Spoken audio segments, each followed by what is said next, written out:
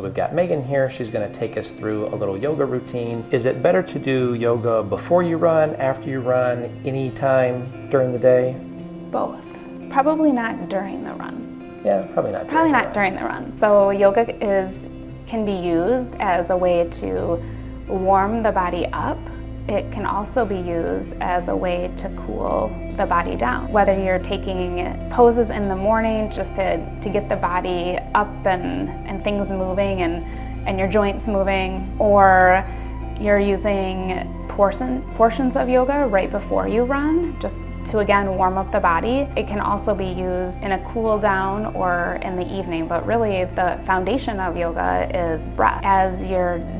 As you're practicing and you're warming or you're flowing or you're cooling down with yoga, focusing on how the breath and the body are working together, which will also help in the mobility. And as you're running, focusing on the breath and how the breath is supporting the body. During our yoga flow today, we take you through 3 phases of a yoga practice, from a warm-up to a flow to a cool down, and keeping it all balanced with the breath and noticing how the breath actually allows the body to sit back into positions in a deeper way, in more of a core way, which ultimately helps how you run, right? Yep. And people think about yoga and you're really super flexible and really stretched out. Someone like me, typically runners are not the greatest at flexibility. Someone like me who's kind of tight and stiff in general, we've got some modifications and stuff to do. We've got a couple of blocks here, so you want to talk about how we can utilize those in our practice. Yeah, so how about we use the blocks where you're at right now? Sure. Let's do butterfly. Okay. So in butterfly, we bring our feet together, and every body is different on where our knees actually land. So in this position, what we're really focusing on is allowing the knees to just really let gravity help. So we have a few different ways that we can use blocks. We can use them in the long way, or the wide way, or the flat way. So in here, I would say let's put them on the long side and kind of tilt them in. And then the idea is that you're sitting up through your sit bones and your spine is really long, and imagining that there's almost an invisible line coming out of the top of your head. And your knees should just be resting. Do you feel like your knees are resting? And that gravity is doing the work and you're not holding them up? Right. Okay, good. And then our feet are just used as a way to just keep our body really tall. So you're doing a great job by just holding your feet in, and again, just allowing your breath to let your body sink into those blocks. So do you feel like that's happening?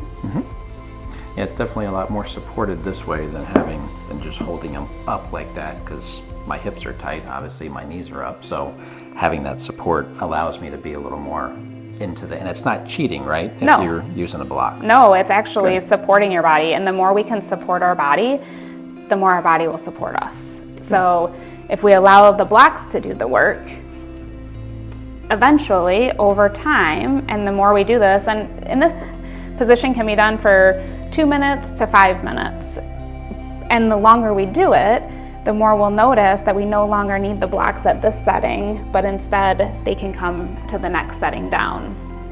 And that's the goal, is to allow the hips to open up and the knees to fall further down. And as we do that, our hips become less tight and allows our running to be different too. And after, really, and I think that's the biggest thing with our hips and our hip flexors, is when we allow the hips to open up, then we can do the exercise that we're doing the running, and then when we're done running, we don't feel like tight. Our body feels still. And we've talked about the importance of warming up before you run and then stretching after. And typically stretching, which yoga has mobility and stretching, but typically after your activity, your muscles are warmed up. That's when you're going to get kind of the biggest bang for your buck with stretching and getting those muscles to elongate to give you more support and strength. So going through this flow afterwards, and do it before, and try it out and see what you like. It's beneficial to do it both before and after, but going through this routine we'll go through after tends to give you a bigger bang for your buck and allows that stretch to happen easier, and you can work from this position to down lower and all that stuff. Even just sitting here for, you know, supported for this time, I feel a little more relaxed. I feel like I could go a little lower and not feel like I had to start up so high. So Do you want to take the last advancement to this? So Sure. this would be considered maybe a modification just to get us where we're trying to go. And then when you're ready, you can put a block on your feet. And we may need 2 blocks. So make a T there. And then, well, that's a great idea. A little bit more balance. And then folding forward and allowing your forehead, if you'd like to come forward into the stretch. Perfect. yeah, I can reach there, but that's a pretty good stretch there. And So over you're not ready for time, that stretch can just become deeper and more present. Great. Okay. All right. So yeah, yoga blocks you can use. Anything else you could use besides yoga blocks? Anything. Towels, Blankets, pillows, towels. You could just put a pile of sweatshirts and Nice. and do your sweatshirts. All right. So that'll be our flow, and if you got any questions, let us know. Thanks for joining us. Happy running.